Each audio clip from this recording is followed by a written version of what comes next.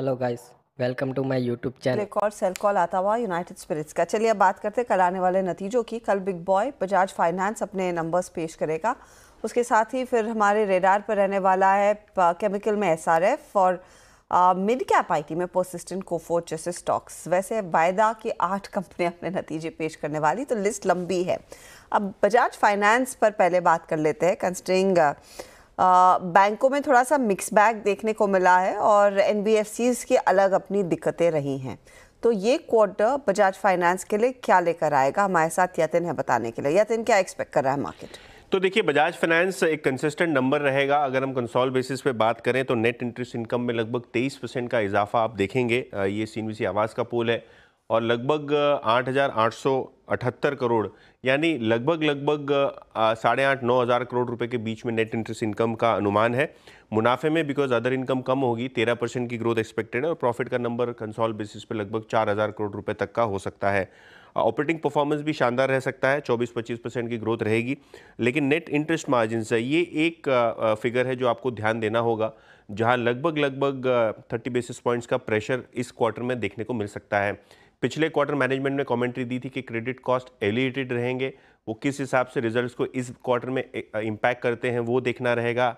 आगे की कमेंट्री क्या है क्रेडिट कॉस्ट को लेके, वो काफ़ी अहम रहने वाली है। तो H2 का गाइडेंस और ओवरऑल जो क्रेडिट कॉस्ट है इसको अगर हम देखें तो कैसे रहेगा ये देखने की ज़रूरत है। AUM ग्रोथ लगभग 30% की रहेगी, 7% क्वार्टर ऑन क्वार्टर बेसिस की ग्रोथ आपको यहाँ देखने को मिलेगी। और ओवरऑल अगर हम बात करें तो क्रेडिट कॉस्ट लगभग 5 बेसिस पॉइंट्स इस क्वार्टर थोड़े बहुत घटने की उम्मीद है कंसोल बेसिस पे।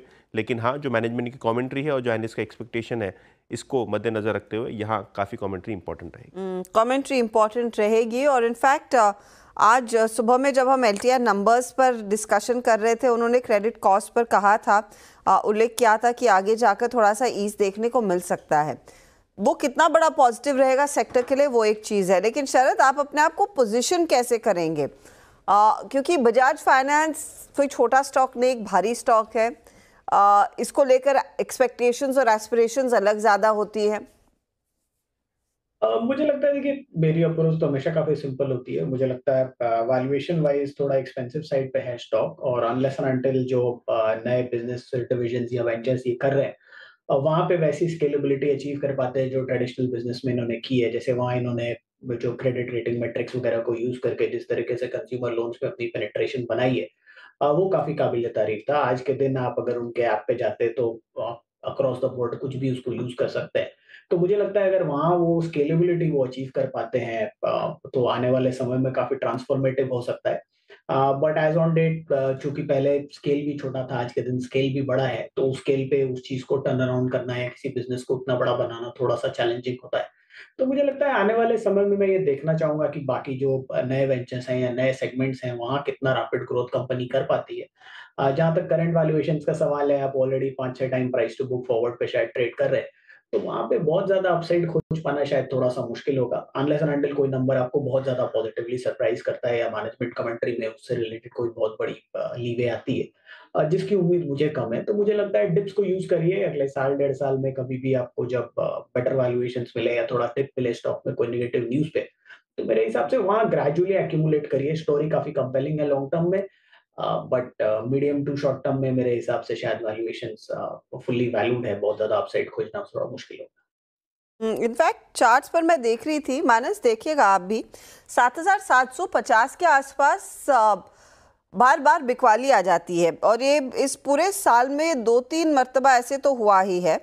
हाल फिलहाल में भी फिर ये 77-68 तक गया और उसके बाद फिर फिसलना शुरू हो गया।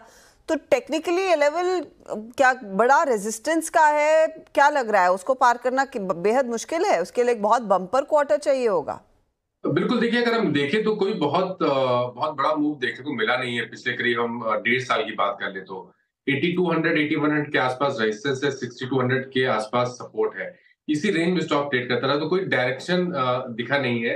और ये आपने बिल्कुल सही कहा कि अगर पिछले करीब 6-8 महीने की बात करें तो अब वो जो अपर बैंड था वो चेंज होकर 7400 7600 हो गया, उसके ऊपर स्टॉक नहीं जा पा रहा है। अब फिलहाल 200 मूविंग एवरेज के नीचे ट्रेड कर रहा है। यहाँ पर मैंने एक सेल रिकमेंडेशन भी दिया था 4 दिन पहले, जब 200 मूविंग एवरेज ब्रीच हुए थे। मेरे ख्याल से जो लोअर रेंज है 6400, स्टॉक उसकी तरफ जाने की कोशिश कर रहा है, तो अभी भी स्ट्रक्चर वीक लगता है, गिरावट पे खरीदारी नहीं करनी है। और कभी कोई उछाल मिले तो यहाँ पर लॉन्ग पोजीशन से एग्जिट करिए। फ्रेश खरीदारी केवल और केवल 7100 के ऊपर ही करनी। ओके, तो देखते हैं पहुंचता है या नहीं उन लेवल्स पर, और नंबर्स इवेंचुअली क्या डिलीवर करते हैं। अब बात करते हैं परसिस्टेंट और कोफोर्ज की। देखिए, ज़्यादातर बिग बॉयज़ के तो नंबर्स आ चुके हैं, लेकिन मार्केट भर में ये चर्चा हो रही थी कि मिड कैप्स के साथ रही है परसिस्टेंट, कोफोर्ज जैसी कंपनियां, इनके खूब रिकमेंडेशंस आपने इसी मंच पर सुने भी हैं। तो इस क्वार्टर में एक्सपेक्टेड क्या है, पहले वो समझ लेते हैं।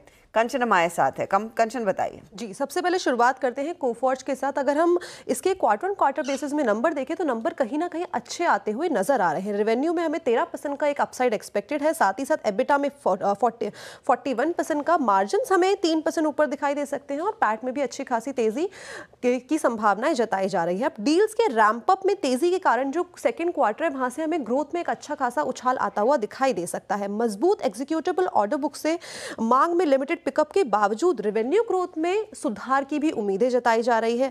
इसके साथ ही साथ जो मेजर फोकस कहां रखना होगा उस पर एक बार बात कर लेते हैं। सिग्निटी के इंटीग्रेशन और साथ में उसकी परफॉर्मेंस में मैनेजमेंट की तरफ से किस तरीके की क्लैरिटी आती है। साथ ही साथ बीएफएस और इंश्योरेंस सेक्टर में डिमांड एनवायरनमेंट पे नजर रखना काफी ज्यादा जरूरी होगा। इसके अलावा फिस्कल ईयर 25 के लिए जो एस्टिमेट लगाया जा रहा है सीसी ग्रोथ का, वो लगाया जा रहा है 10% का, जो कि ये सारे के सारे फैक्टर्स हैं, इस टाइम पे हमें काफी ज्यादा फोकस में रखने होंगे। ओके, तो ये बात हुई परसिस्टेंट और कोफोर्ज की। पोजीशन कैसी बन रही है, अमित बताइए। कोई ट्रेड लेना पसंद करेंगे आप प्री नंबर्स या नहीं? क्योंकि ये देखिए, कोफोर्ज आपके सामने 5% नीचे है, परसिस्टेंट भी एक बार स्क्रीन पर लेकर आएंगे, और चार्टिकली बताइए क्या स्थिति उभर कर आ रही है। जी मैम, कोफोर्ज का अगर हम स्ट्रक्चर देखें तो एग्जैक्टली अपने एक सपोर्ट पे आया 50 डेमा horizontal support, but having said that जो आज का फॉल है वो थोड़ा सा अलार्मिंग है, वॉल्यूम्स ज्यादा है और 5% का इसमें कट है, तो एक बार अवॉइड करना ही बेहतर रहेगा रिजल्ट से पहले, क्योंकि अगर ये लेवल्स टूटते हैं तो बिकवाली बढ़ सकती है। तो एक बार रिजल्ट्स देख लें and then I think fresh call technically लेना बेटर रहेगा। फॉर द टाइम बिंग दोनों ही स्टॉक्स मेक और ब्रेक लेवल पे, ये टूटते हैं तो बिकवाली बढ़ सकती है। ये तो थोड़ी बहुत बिकवाली बढ़ने का डर है। कोफोर्ज कंचन ने आपके सामने पेश कर दिया, परसिस्टेंट भी बताइए। जी, अगर रेवेन्यू में यहाँ पे बात करी जाए तो 5% का अपसाइड एक्सपेक्टेड है, पैट में 2% का, एबिटा में भी 2% का। At the same time margins हमें यहाँ पे फ्लैट देखने को मिल सकते हैं इस क्वार्टर में। अब हेल्थ केयर में मोमेंटम जारी रहने की उम्मीद है, साथ ही जो बड़ी डील्स है उससे भी फायदा मिलता हुआ दिखाई दे सकता है। अभी वेज हाइक से जो मार्जिन को वेज हाइक के चलते जो मार्जिन है वो यहाँ पे इस टाइम पे हमें फ्लैट देखने को मिल सकते हैं।